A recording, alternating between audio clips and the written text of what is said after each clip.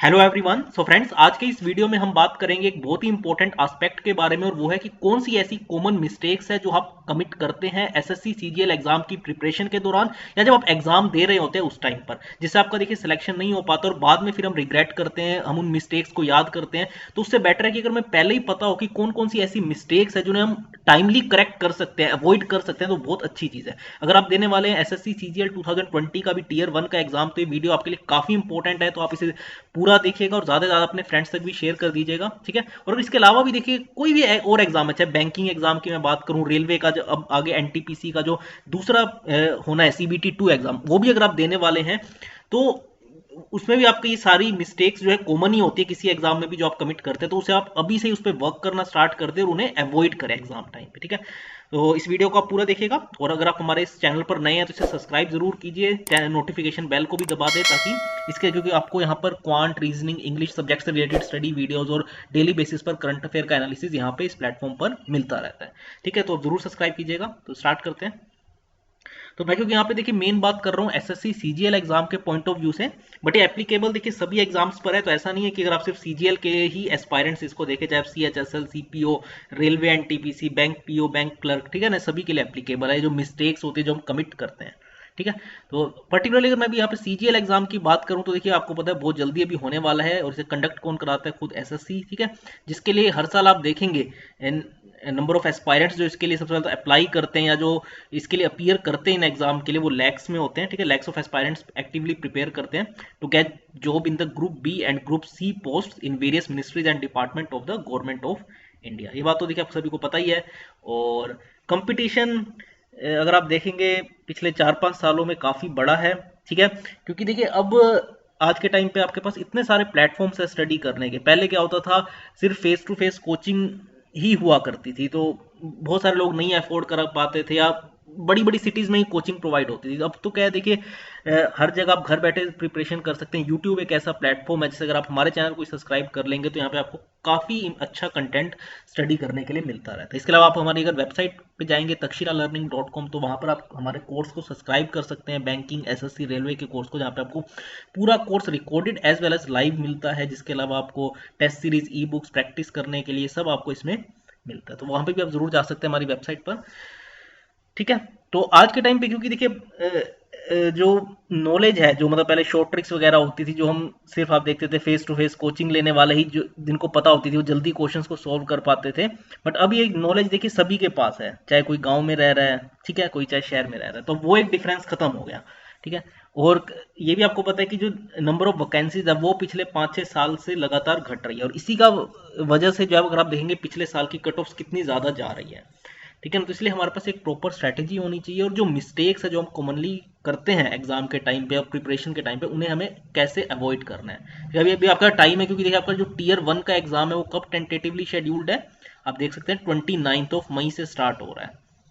29 मई से आपका जो एग्जाम है वो स्टार्ट हो रहा है। तो अभी देखिए मार्च चल रहा है, तो अभी भी आपके पास देखिए काफी टाइम है, ठीक है, कि आप अपनी मिस्टेक्स को करेक्ट कर लें इस टाइम में, ठीक है। तो इस हाई टाइम यू शुड, एक तो आप देखिए डेली मॉक दे, ठीक है। अब देखिए मेरे को लगता है कि आपने बेसिक एक बार इस टाइम तक आपका जो सिलेबस है वो आपने गो थ्रू कर लिया, अगर नहीं किया तो फटाफट करें, और डेली बेसिस पे मॉक जरूर देखिए, क्योंकि देखिए रीजनिंग एक ऐसा सब्जेक्ट है जिसके लिए आपको देखिए कोई ज्यादा प्रिपरेशन करने की जरूरत नहीं होती, उसमें आपको बस अपनी स्पीड को इंप्रूव करना है, ठीक है ना। इसी के अलावा जो हमारे बाकी भी है सब्जेक्ट्स, तो आप कोशिश करें कि एक मॉक जरूर दें और डेली एनालाइज करें कि क्या आपका मार्क्स या जो आपके स्कोर है वो बढ़ रहे हैं, नहीं बढ़ रहे, आप जो किसी भी सेक्शन में अगर वीक है तो आप उसको कैसे फिर इंप्रूव करते हैं, ठीक है। और अपनी परफॉर्मेंस को एनालाइज जरूर करें, ठीक है। सिर्फ मॉक्स देना से कुछ नहीं होता, जब तक आप अपने वीक पॉइंट्स को, वीक जोन्स को एनालाइज नहीं करते, उन्हें इंप्रूव नहीं करते, तो फिर उसका फायदा नहीं है, ठीक है ना। तो आपको उन्हें एनालाइज करके इंप्रूव करना है। तो आज की इस वीडियो में हम उन्हीं कॉमन मिस्टेक्स के बारे में बात करेंगे जो स्टूडेंट्स कमिट करते हैं right from the time when they start preparation, ठीक है। प्रिपरेशन से लेके उसके बाद, क्योंकि देखिए होता क्या है, इसमें आप अपना इतना ज्यादा हार्डवर्क इसमें इन्वेस्ट करते हैं, क्योंकि सीजीएल एग्जाम आपको पता है एक तो इतना लंबा प्रोसेस होता है इसका, टीयर 1 से लेके टीयर 2, टीयर 3। तो अगर आप अपना टाइम इसमें इतना इन्वेस्ट कर रहे हैं तो ऐसा ना हो कि आपका जो मेहनत है वो वेस्ट हो जाए। सो इस वीडियो में हम बात करेंगे उन्हीं कुछ कॉमन मिस्टेक्स के बारे में जो आप करते हैं, जिन्हें आप देखिए अभी भी टाइम है, आप अवॉइड कर सकते हैं, ताकि देखिए होता क्या, आप इसमें इतना ज़्यादा हार्डवर्क अगर अपना इन्वेस्ट कर रहे हैं, क्योंकि एसएससी सीजीएल इन इटसेल्फ एक आपको पता है बहुत लंबा प्रोसेस है, टीयर 1 टीयर 2 टीयर 3, उसके बाद भी फाइनल रिजल्ट आने तक इसमें कम से कम देखिए आप देखते होंगे 1 साल तो लग ही जाता है। तो ऐसा ना हो कि देखिए आप अपना टाइम भी इन्वेस्ट कर रहे हो और बाद में अगर आपका थोड़ी सी मार्क्स की वजह से अगर आप बाहर हो जाते हैं, चाहे वो टीयर 1 टीयर 2 या फाइनल मेरिट लिस्ट में, ठीक है ना, तो वो आपको गलती नहीं करनी, तो ठीक है ना, तो उन्हीं पर हम बात करेंगे अभी। सो सबसे पहले देखिए है डेविएटिंग फ्रॉम द टारगेट, ये आपको देखिए गलती नहीं करनी। कि देखिए बहुत सारे एस्पायरेंट्स मैंने देखा है जो देखिए एसएससी के साथ साथ सीजीएल एग्जाम के साथ साथ आप देखेंगे बाकी जो हमारे कॉम्पिटिटिव एग्जाम्स जैसे आईबीपीएस एसबीआई बैंकिंग के पीओ क्लर्क एग्जाम की भी प्रिपरेशन करते हैं, ये एग्जाम्स भी देते हैं। तो देखिए अगर मैं मतलब अगर सही तरीके से अगर हम देखें तो you can't stand on two boats. आप देखिए एक साथ दो नाव में, आपने बहुत बार ये लाइन सुनी होगी कि आप एक साथ दो नाव में अगर पैर रखते हैं तो देखिए उसका कोई फायदा नहीं होता, ठीक है ना।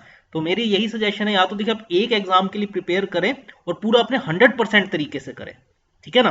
क्योंकि अगर आप देखेंगे एक तो एग्जाम फॉर्मेट में काफी डिफरेंस है बैंकिंग और एसएससी में, एक तो लेवल ऑफ क्वेश्चंस में तो डिफरेंस है ही है, इसके अलावा एसएससी के अंदर अगर आप देखेंगे तो जो जनरल साइंस का सेक्शन आता है वो बैंकिंग के खासकर टीयर 1 प्री एग्जाम में नहीं आता, ठीक है ना। और ऊपर से मैंने आपको बताया जो इसका सिलेबस है वो काफी ज्यादा डिफरेंट है, ठीक है ना। अगर आप इसकी इंग्लिश क्वांट रीजनिंग को कंपेयर करेंगे तो आपको बिल्कुल जमीन आसमान का फर्क देखने को मिलेगा, ठीक है ना। तो ये आपको देखिए नहीं करना। आप एक पेपर को अगर प्रिपरेशन, ये ठीक है कि आप एसएससी सीजीएल के अलावा आप सीएचएसएल का एग्जाम दे, एमटीएस का दे सकते हैं, सीपीओ का दे सकते हैं, रेलवे के दे सकते हैं, एनटीपीसी ग्रुप डी जैसे एग्जाम, क्योंकि इनका सिलेबस जो है वो लगभग सेम है, ठीक है, इनमें ज्यादा कोई फर्क नहीं है। लेकिन बैंकिंग और एसएससी में अगर आप देखेंगे तो बहुत ज्यादा डिफरेंस है, तो ये आपको गलती नहीं करनी कि आप एक साथ दोनों की प्रिपरेशन कर रहे हैं। क्योंकि ये चीज तो देखिए है कि एसएससी का प्रोसेस बहुत लंबा है एज कम्पेयर टू बैंकिंग। अगर हम देखें जो बैंकिंग एग्जाम्स होते हैं उसका आपको रिजल्ट 6 महीने 7 महीने में पूरा रिजल्ट आ जाता है, ज्वाइनिंग तक का भी।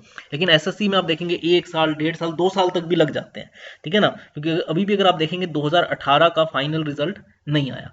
तो यही चीज है कि आप देखिए मैं कह रहा था कि एसएससी सीजीएल के अलावा भी आप जो एसएससी एग्जाम कंडक्ट करता है सीएचएसएल सीपीओ एमटीएस आप इनको दें, इसके अलावा रेलवे के आप एग्जाम दे सकते हैं। लेकिन बैंकिंग के साथ अगर आप क्योंकि मिक्सअप करेंगे, क्योंकि बैंकिंग एग्जाम्स बहुत जल्दी जल्दी आते हैं, आईबीपीएस पीओ क्लर्क, फिर एसबीआई पीओ क्लर्क, या इसके अलावा जो रीजनल रूरल बैंक के भी पीओ क्लर्क के एग्जाम होते हैं, तो फिर आप दोनों में फंस जाएंगे, आपके एग्जाम क्लैश करेंगे आपके साथ डेट्स। तो इस वजह से जो है ऐसा ना हो कि आप दोनों एग्जाम के साथ एक साथ प्रिपेयर करने के चक्कर में आप दोनों से ही बाहर हो जाए, तो ये नहीं करना। अगर आप एसएससी की प्रिपरेशन कर रहे हैं तो एसएससी के ही एग्जाम्स को दें, सीजीएल के अलावा भी आप बाकी एग्जाम्स दे सकते हैं। तो आपको अपने टारगेट से डेविएट नहीं होना, ठीक है ना। इसके अलावा है दूसरा जो इंपॉर्टेंट मिस्टेक जो आप करते हैं वो है कि reading too many reference books, या इसके अलावा अगर आप मैं कहूँ कि आप बहुत सारे अगर यूट्यूब चैनल्स को भी अगर रेफर करते हैं तो आज के टाइम पे तो मैं कहूँ, ठीक है, तो वो भी देखिए आपको गलती नहीं करनी। क्योंकि देखिए प्रिपरेशन का तो देखिए कोई एंड नहीं है। अगर आप फॉर एग्जांपल वोकैबुलरी पढ़ना स्टार्ट करते हैं तो देखिए वोकैबुलरी कभी खत्म नहीं होगी, आप करते जाएंगे, कितने कर लेंगे वोकैबुलरी। तो बेटर है कि हम वही वोकैबुलरी पढ़ें जो रेगुलरली जिसमें से क्वेश्चंस आते हैं या जो कॉमनली यूज्ड वर्ड्स हैं। आप अगर प्रीवियस ईयर पेपर को रेफर करेंगे, गो थ्रू करेंगे, वहां से आपको एक आइडिया लग जाएगा, ठीक है ना। तो इसलिए देखिए प्रिपरेशन का कभी भी एंड तो नहीं होता, ठीक है ना। तो ये है कि आप कितनी ज्यादा प्रिपरेशन करते हैं, बट मेरा सजेशन ये है कि आप अच्छे सोर्स से करें प्रिपरेशन। इससे बेटर मतलब ये नहीं कि आप 3 सोर्स 4 जगहों से प्रिपेयर करें, उससे बेटर है कि एक अच्छी जगह से प्रिपेयर करें, ठीक है ना। क्योंकि अगर फॉर एग्जांपल मैं बात करूं जैसे जनरल अवेयरनेस का सेक्शन आता है टीयर 1 का, इसके लिए देखिए आप मल्टीपल बुक्स जो है अगर सिंगल टॉपिक को पढ़ने के लिए अगर रेफर करते हैं, गो थ्रू करते हैं, जैसे फॉर एग्जांपल बायो के लिए, फिजिक्स के लिए, केमिस्ट्री के लिए, तो ऑब्वियसली बात है देखिए थोड़ी सी एम्बिग्यूटी डेवलप हो जाएगी। किसी में देखिए कोई टॉपिक बहुत ज्यादा डिटेल्ड में कवर होगा, किसी में बहुत ऊपर ऊपर के बस मेन पॉइंट्स कवर होंगे, ठीक है ना। तो इससे जो है काफी कंफ्यूजन आपके माइंड में हो सकता है कि आपको कितना पढ़ना चाहिए, ठीक है। इसलिए मेरा यही सजेशन है कि आप देखिए एक ही जगह से अगर प्रिपेयर करें लेकिन वो बेस्ट सोर्स होना चाहिए प्रिपरेशन का, ठीक है ना, एज कंपेयर टू कि आप मल्टीपल सोर्सेज से पढ़ रहे हो। ये चीज मैं आपको बता रहा था। ऐसी चीज देखिए यूट्यूब के लिए भी अगर आप 10 चैनल 15 यूट्यूब चैनल से अगर देखिए अगर आप उन्हें सब्सक्राइब करके वहां से वीडियोस देखते हैं, पहले तो बात है देखिए आप इतनी वीडियोस एक दिन में नहीं देख पाएंगे, ठीक है ना। क्योंकि आपको देखिए सेल्फ प्रैक्टिस बहुत जरूरी है।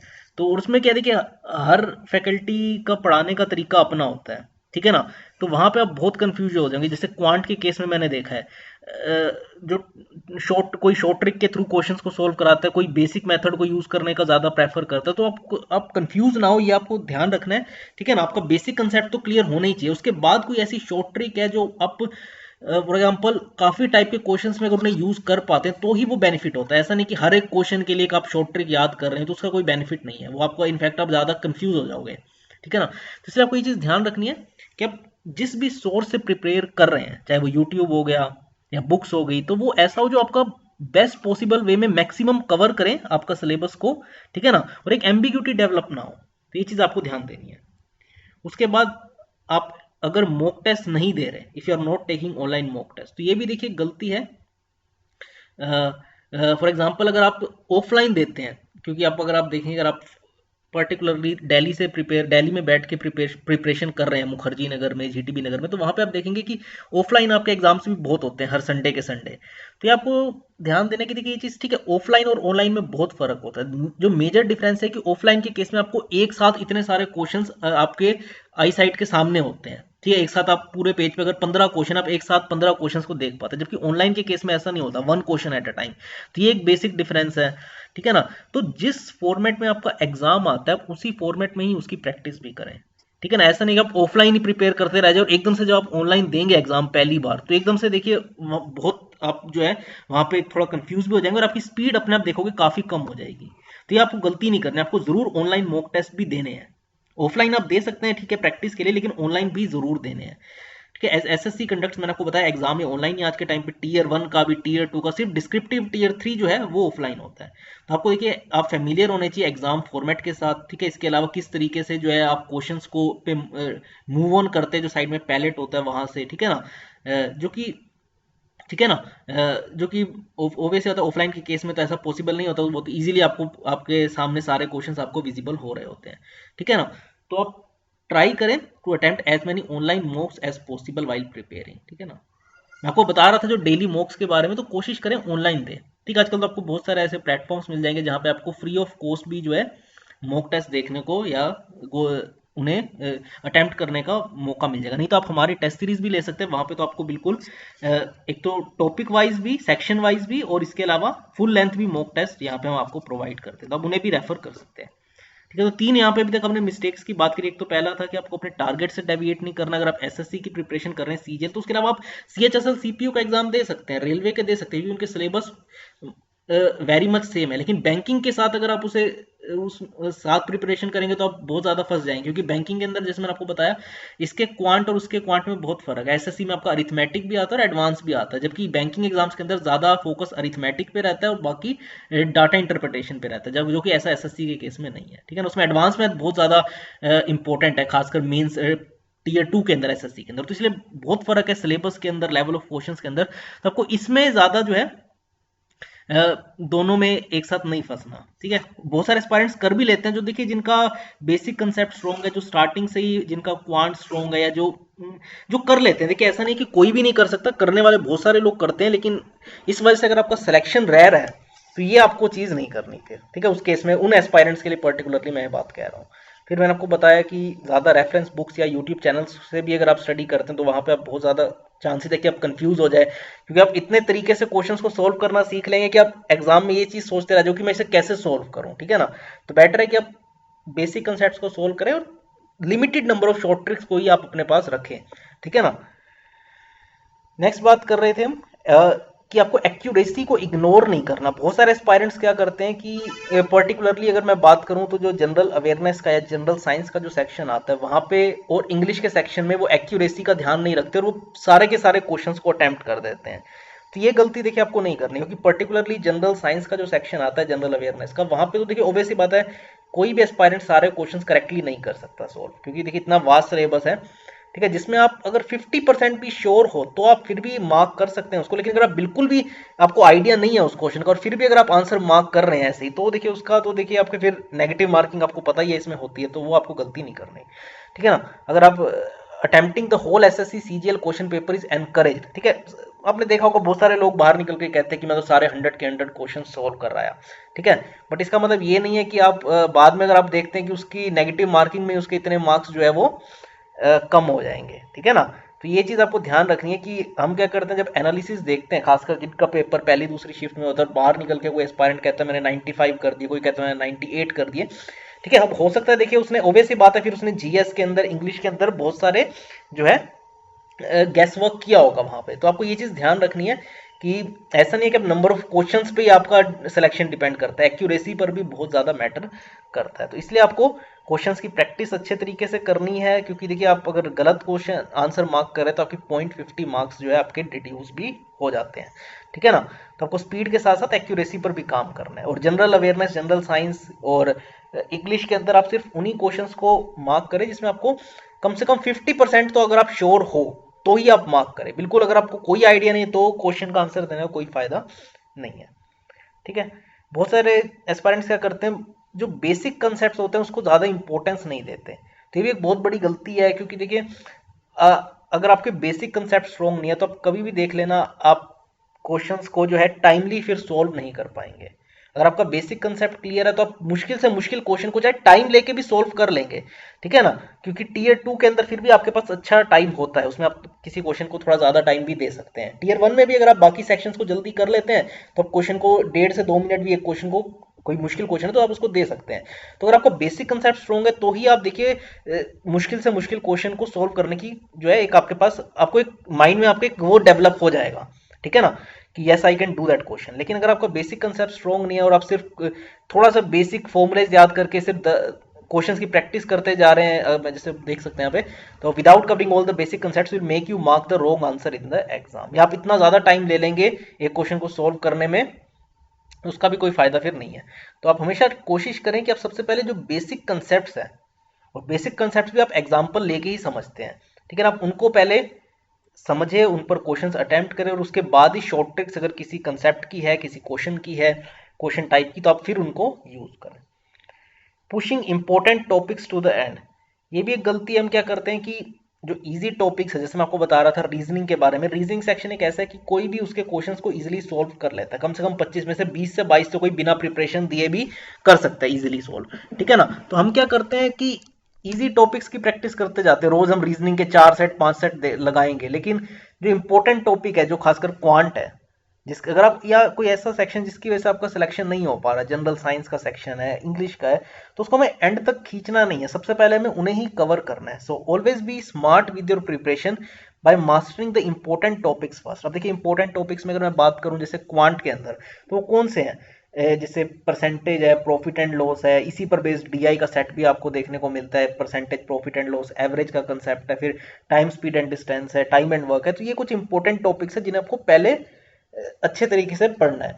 इसके बाद जो है एस आई सी आई है, ठीक है ना, या जो बाकी के हमारे अरिथमेटिक के टॉपिक्स हैं उनको आप थोड़ा सा एंड में भी ले सकते हैं, ठीक है। लेकिन पहले ये जैसे, और उसी तरीके से एडवांस मैथ में हमारे इंपॉर्टेंट कौन से हैं, ज्योमेट्री है, ट्रिग्नोमेट्री है, मेंसुरेशन है और अलजेब्रा है, ये आपको पहले रेफर करना है। उसके बाद में ट्रिग्न हाइट एंड डिस्टेंस हो गया, ठीक है, या जो हमारा 3D के क्वेश्चंस आते हैं, ठीक है ना, उनको आप बाद में गो थ्रू कर सकते हैं। तो पहले मैंने आपको बताया इंपॉर्टेंट टॉपिक्स को आपको कवर करना है। वैसे ही जो है इंग्लिश के अंदर भी आपको पता है साइनोनिम एंटोनिम्स काफी इंपॉर्टेंट है, वन वर्ड सब्स्टिट्यूशन है, ठीक है ना, फिलर्स हो गए, एरर्स हो गए, क्लोज टेस्ट हो गए, आपको इन्हें पहले कवर करना है। वैसे ही एक एक सेक्शन करके आप देख सकते हैं, इंग्लिश में भी ऐसा ही है, सॉरी रीजनिंग के अंदर भी है। जैसे रीजनिंग के अंदर अल्फाबेट्स पर बेस्ड क्वेश्चंस बहुत आते हैं, ठीक है ना, अल्फा न्यूमेरिक सीरीज पर बेस्ड क्वेश्चंस हो गए, तो उन्हें आपको पहले अल्फाबेट से रिलेटेड तो बहुत क्वेश्चंस आते हैं, कोडिंग डिकोडिंग बहुत इंपॉर्टेंट टॉपिक है, तो आपको उन्हें जरूर पहले अच्छे तरीके से पढ़ना है, समझना है।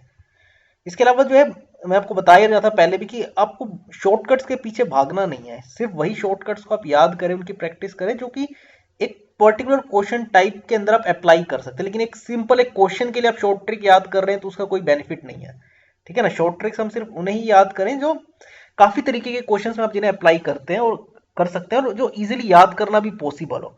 कई बार मैंने देखा है जो खासकर कैलकुलेशन की जो शॉर्ट ट्रिक्स होती है, अगर आप अच्छे तरीके से उसकी प्रैक्टिस नहीं करते, मल्टीप्लिकेशन, डिवीजन, क्यूब्स, स्क्वायर निकालने की शॉर्ट ट्रिक्स अगर आपको अच्छे तरीके से आपने प्रैक्टिस नहीं की हुई, तो आपको जो कन्वेंशनल तरीका है उससे भी ज्यादा टाइम लगेगा उनको वैल्यूज को निकालने में, ठीक है। तो शॉर्टकट्स तभी फायदा होता है जब आप एक तो अच्छे तरीके से उनकी प्रैक्टिस करें। बिना प्रैक्टिस करें अगर आप सीधा सोचते हैं कि आप एग्जाम में उसको अप्लाई कर पाएंगे तो वो कभी भी ऐसा नहीं हो पाता। तो शॉर्टकट्स ठीक है रिक्वायर्ड होते हैं स्पेसिफिकली सीजीएल के अंदर, क्योंकि इसमें आपके पास देखिए टाइम बहुत कम होता है, लेस देन अ मिनट होता है to answer each question. But ये बात आपको हमेशा ध्यान रखनी है कि never use that shortcuts which confuses you because it will consume much time. या जैसे मैं शॉर्ट ट्रिक से रिलेटेड आपको बता रहा था, जो क्या कहते हैं कैलकुलेशन से रिलेटेड जो शॉर्ट ट्रिक्स होती है उसमें आप क्या करते हैं, आप उन्हें पढ़ लेते हैं, समझ लेते हैं, लेकिन अगर आप उनकी प्रैक्टिस नहीं करते और आपको लगता है कि एग्जाम टाइम पे आप उन्हें फटाफट वैसे ही कर पाएंगे सोल्व, तो ऐसा नहीं हो पाता, या उन क्वेश्चन टाइप्स की, ठीक है ना। आप जब तक प्रैक्टिस नहीं करेंगे तब तक शॉर्टकट का कोई फायदा नहीं है, ठीक है। और आखिरी 3 हमारे और इंपॉर्टेंट मिस्टेक्स है कि आप किसी भी सेक्शन को इग्नोर ना करें। हो सकता है आप 3 सेक्शन में काफी स्ट्रोंग हो, क्वांट में, रीजनिंग में, इंग्लिश में, लेकिन आपका अगर चौथा सेक्शन वीक है तो वो देखिए आपको एग्जाम के बाहर भी कर सकता है, या आप बिल्कुल जस्ट पॉइंट पे कट ऑफ क्लियर करते हैं। और आपको पता है पॉइंट पे कट ऑफ क्लियर करने का कोई फायदा नहीं होता, क्योंकि आपको पता है ठीक है कि आप टीयर 2 एग्जाम के लिए एलिजिबल हो जाएंगे, टीयर 3 के लिए एलिजिबल हो जाएंगे, लेकिन फाइनल मेरिट लिस्ट में अगर आपका नाम नहीं आ पाता, और मेरिट लिस्ट में नाम लाने के लिए आपको कट ऑफ से काफी ज्यादा नंबर लाने होते हैं टीयर 1 टीयर 2 में पर्टिकुलरली, ठीक है ना। तो बहुत सारे एस्पायरेंट्स हैं जो ऐसा, जिन्हें लगता है कि एक सेक्शन में, 2 सेक्शन में, 3 सेक्शन में स्ट्रोंग होने से वो एग्जाम को जो है वो क्रैक कर लेंगे, ठीक है। देखिए मतलब 2 सेक्शन तो बहुत अच्छे और तीसरे चौथे एवरेज है, ठीक है, एवरेज से काम नहीं चलता, आपको उन्हें भी स्ट्रोंग करना पड़ेगा। तो आपको इस अप्रोच को अवॉइड करना है, because it will not give positive results in the exam. आपको कभी भी पॉजिटिव रिजल्ट नहीं देखने को मिलेंगे। फॉर एग्जांपल अगर मैं आपको समझाऊं कि जैसे अगर आपको किसी एक सेक्शन में बहुत स्ट्रोंग है और वहां पे उस एग्जाम में उस दिन आपकी शिफ्ट के अंदर उससे टफ क्वेश्चंस आ जाते हैं, तो ऑब्वियस सी बात है you can not attempt all of them, या आप उन्हें, अगर मुश्किल क्वेश्चन आए तो आप सभी क्वेश्चन को अटेम्प्ट नहीं कर पाएंगे, या आप उन्हें ऐसा भी नहीं कि आप गलत आंसर मार्क कर देंगे, ठीक है ना। अगर आप फिर भी सोल्व करने की कोशिश करते हैं तो हो सकता है आप कुछ गलत मार्क कर भी दे, तो इसका मतलब ओवैसी बात है फिर आप आउट ऑफ कंपटीशन हो जाएंगे, क्योंकि जो आपका सेक्शन आप सोच के गए थे कि ये तो मेरा स्ट्रॉन्ग है, इसमें तो मैं 50 में से 50 नंबर लेके आऊंगा, वहां पे क्वेश्चन टफ आ गए, या अगर आपने सोल्व करने की कोशिश करने भी गए तो आपने कुछ गलत आंसर मार्क कर दिए, तो ओवैसी बात आप बाहर हो जाएंगे। तो आपको अपनी ओवरऑल प्रिपरेशन जो है स्ट्रॉन्ग रखनी है, क्योंकि देखिए अगर एक सेक्शन अगर डिफिकल्ट आया तो सबके लिए डिफिकल्ट आया, ये चीज आपको ध्यान में होनी चाहिए, ठीक है ना। पर ऐसा नहीं कि आपका सिर्फ सेक्शन ही 1-2 ही स्ट्रॉन्ग है, बाकी आपके एवरेज है, तो उस केस में तो देखिए आप फंस जाएंगे, ठीक है ना। तो ये चीज आपको खास ख्याल रखनी है, सभी सेक्शंस को अपने स्ट्रॉन्ग करें। और एक ये गलती है कि आप स्टडी शेड्यूल अगर फॉलो नहीं कर रहे या प्रिपेयर नहीं कर रहे, ठीक है ना, अगर आप बिना प्लानिंग के टॉपिक्स को प्रिपेयर कर रहे हैं, क्योंकि देखिए किसी भी सब्जेक्ट को, जैसे क्वांट में बात करें, तो आप बिना कैलकुलेशन ट्रिक, सबसे पहले आप पहले सारे टॉपिक्स कवर कर रहे हैं और बाद में कैलकुलेशन ट्रिक सीख रहे हैं, तो उसका कोई फायदा नहीं है, ठीक है ना। हर चैप्टर को, हर जो है सब्जेक्ट को पढ़ने का एक पूरा एक प्लानिंग होती है, कि सबसे पहले फॉर एग्जांपल क्वांट के लिए आप अपने कैलकुलेशन स्पीड को इंप्रूव करेंगे, उसके बाद ही आप फिर percentage, profit and loss, time and work, time spend distance, इनको कवर करेंगे। तो आपको प्रॉपर प्लानिंग के साथ जो है टॉपिक्स को प्रिपेयर करना है, ठीक है। और अगर आप बिना उसके जाते हैं, विदाउट एनी प्लानिंग, तो ऑब्वियसली बात है प्रिपरेशन फेज में भी और बाद में भी जो एग्जाम टाइम पे भी जो है आप कंफ्यूज हो जाएंगे, ठीक है, यू विल स्टक। और एग्जाम का भी आपके माइंड में पूरी स्ट्रेटेजी होनी चाहिए, इसीलिए मैं कहता हूँ मॉक आप ज्यादा से ज्यादा दे, क्योंकि 1 घंटे में आप किस सेक्शन को कितना टाइम दे रहे हैं और आप किस सेक्शन को कितनी जल्दी फिनिश कर पाते हैं। मैंने आपको हमेशा कहा कि आप एक एवरेज, एक जिसकी फास्ट स्पीड है जिस एस्पायरेंट की, वो 6 से 8 मिनट के अंदर मैक्सिमम रीजनिंग के 25 क्वेश्चन सोल्व कर लेता है। तो आपको एक माइंड में आइडिया हो जाना चाहिए कि हाँ मेरे को इतने टाइम में करना है, ठीक है ना। 25 या मैक्सिमम मैं कहूंगा 30 मिनट्स में आपके क्वांट के अलावा बाकी तीनों सेक्शंस आपको खत्म करना है, क्योंकि क्वांट में आपके देखिए आप 50 में से 50 स्कोर कर सकते हैं, उसके लिए आपको टाइम चाहिए, आधा घंटा चाहिए ही चाहिए, या अगर आपकी बहुत अच्छी स्पीड है फिर भी मैं कहूंगा 30 मिनट तो देखिए चाहिए ही होते हैं 25 क्वेश्चंस को सॉल्व करने के लिए। तो आप इसलिए बाकी सेक्शंस को जो है अपने, उन्हें जल्दी जो है जल्दी से जल्दी सॉल्व करने की प्रैक्टिस करें, ठीक है ना। इसके लिए आपको एक प्रॉपर शेड्यूल बनाना है, सबसे पहले तो पहले उनकी प्रिपरेशन का, और उसके बाद आप एग्जाम कैसे देंगे, ठीक है। और अच्छा आपके अगर शेड्यूल है तो ही देखिए आप पहले अटेम्प्ट में भी आप एग्जाम को क्रैक जो है वो कर पाएंगे। उसके बाद आखिरी चीज है कि आपको रिवीजन को इग्नोर नहीं करना। जो बहुत सारे एस्पायरेंट्स करते हैं वो क्या करते हैं कि एक बार तो उन्होंने सारे टॉपिक्स को अच्छे तरीके से कवर कर लिया, प्रैक्टिस कर लिया, लेकिन आखिरी दिनों में जो है वो रिवाइज नहीं करते, आखिरी 2-3 दिनों में। तो आपको ऐसा नहीं करना। देखिए during the final phase of the assessee CGL preparation every aspirant should devote a reasonable amount of time for the revision. देखिए आपको रिवीजन तो करनी है, आपको नया टॉपिक स्टडी करने के लिए हमेशा आप देखेंगे सभी फैकल्टीज मना करते हैं कि आपको आखिरी दिनों में नया टॉपिक नहीं करना पढ़ना, लेकिन रिवीजन के लिए मैं कभी भी हम मना नहीं करते, रिवीजन आप जरूर करें। हाँ आखिरी दिन ना करें, आखिरी दिन आप थोड़ा बहुत लाइटली 1-2 घंटा ही पढ़े, 2-3 घंटे बस, लेकिन रिवीजन आपको हर रोज करनी है, ये चीज आपको ध्यान रखनी है। नए टॉपिक को आप आखिरी दिनों में अवॉइड करें, लेकिन रिवीजन जरूर करें, ठीक है ना। तो ये कुछ गलतियां हैं जो बहुत सारे एस्पायरेंट्स करते हैं, ठीक है, जिन्हें आपको अवॉइड करना है। तो मैं आपको जल्दी से दोबारा बता देता हूँ फटाफट। यहाँ से हमने स्टार्ट किया था, सबसे पहले आपको देखिए अपने टारगेट से डेविएट नहीं होना। आप पर्टिकुलरली अगर एसएससी का फोकस्ड है तो उसी पर ही रहे, ठीक है ना। आपको बैंकिंग के साथ जो है मर्ज नहीं करना अपने आप को, ठीक है, उसकी प्रिपरेशन के साथ। ये बात ठीक है कि अभी कह तो रहे हैं कि अभी कुछ टाइम बाद इनका जो पहला पेपर है, जैसे टीयर 1 का होता है, प्री का जो पेपर होता है वो सबका कॉमन होगा, बैंकिंग एसएससी रेलवे का। लेकिन अभी तक देखिए इस साल के लिए भी ऐसी कोई नोटिफिकेशन जो है वो नहीं आई है, ठीक है ना। तो इसलिए अभी तो आपको फोकस्ड रहना है या तो बैंकिंग एग्जाम पर या एसएससी एग्जाम पर। फिर आपको ज्यादा रेफरेंस बुक्स को गो थ्रू नहीं करना है, या ज्यादा यूट्यूबर्स को आप अगर फॉलो करते हैं तो उसमें भी आपका देखिए कंफ्यूजन का बहुत चांस है, क्योंकि जितने ज्यादा जगहों से पढ़ते हैं उतना ही ज्यादा आपको किसी क्वेश्चन को सोल्व करने के तरीके पता चलते हैं। और अगर आपको बेस्ट है कि आपको एक क्वेश्चन को सोल्व करने का एक बेस्ट तरीका पता होना चाहिए, ना कि 10 तरीके। आप वहां पे 10 तरीके आपको आप कंफ्यूज होते रहे कि मैं कैसे सोल्व करूं, ठीक है ना। तो ये आपको नहीं गलती करनी। इसके अलावा अगर बात करें तो ऑनलाइन आपको मॉक टेस्ट देने हैं, ठीक है, मॉक टेस्ट देना, वो भी ऑनलाइन फॉर्म में। ऑफलाइन आप जरूर दें, लेकिन ऐसा नहीं कि आप सिर्फ ऑफलाइन ही देते रहे, क्योंकि आपका एग्जाम तो देखिए अल्टीमेटली ऑनलाइन ही होना है। फिर मैं आपको बताया एक्यूरेसी का आपको बिल्कुल खास ख्याल रखना है, बेसिक कंसेप्ट्स को अच्छे तरीके से गो थ्रू करना है, इंपॉर्टेंट टॉपिक्स को आपको एंड तक नहीं खींचना, पहले ही सारे इंपॉर्टेंट टॉपिक्स को कवर कर ले।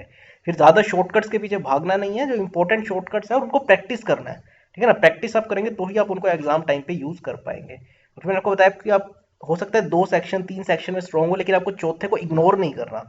हर सेक्शन का अपना एक बहुत इंपॉर्टेंस है, और आपको प्रॉपर स्टडी शेड्यूल को बना के जो है इनको प्रैक्टिस करना है, और रिवीजन जरूर करनी है आखिरी दिनों में भी, ठीक है। रिवीजन को आपको इग्नोर नहीं करना, हाँ आप नए टॉपिक्स को आखिरी दिनों में इग्नोर जरूर करें, ठीक है। तो ये कुछ इंपॉर्टेंट मिस्टेक्स है, कुछ ऐसी मिस्टेक्स है जो आप रेगुलरली कमिट करते हैं, जो आपको बाद में जिसका एहसास होता है, लेकिन आपको अभी अगर आप इन पर वर्क करना स्टार्ट कर देते हैं, और अभी भी मैंने आपको बताया आपका एग्जाम में काफी टाइम है, 2020 का जो एसएससी सीजीएल का होना है टीयर 1 एग्जाम, तो अभी से आप इन मिस्टेक्स को करेक्ट जो है कर सकते हैं। इसके लिए मैं आपको बता रहा था, अब हमारे तक्षशिला लर्निंग का एक हमने ब्रिलियंट 50 बैच भी स्टार्ट किया हुआ है, जहाँ पर हम ऐसे टॉप 50 स्टूडेंट्स को एनरोल कर रहे हैं, जिसमें हम देखिए यही फोकस करते हैं, उन्हें हम पूरा कोर्स देते हैं रिकॉर्डेड लाइव, और जिसमें आपका पूरा रिकॉर्डेड लाइव, इसके अलावा टेस्ट सीरीज, ई बुक्स, आपके वीकली असाइनमेंट्स हम आपको देते हैं, ठीक है। व्हाट्सएप ग्रुप पे आपको 1-to-1 आपका ग्रुप बनाया जाता है, ताकि आप डाउट्स अपने सोल्व कर पाए इंस्टेंटली, ठीक है ना। और हमारा मेन एम यही है कि आप इन एग्जाम्स को जरूर इस बार क्रैक करें, जो अभी 2020 का एग्जाम होने वाला है, तो ठीक है। तो आप हमारे साथ जुड़ सकते हैं, आप वेबसाइट हमारे takshilalearning.com पे जा सकते हैं, ठीक है। तो आज की इस वीडियो में इतना ही फ्रेंड्स। अगर आपका कोई कंफ्यूजन है तो आप जरूर कमेंट करके पूछ सकते हैं। So thanks a lot once again.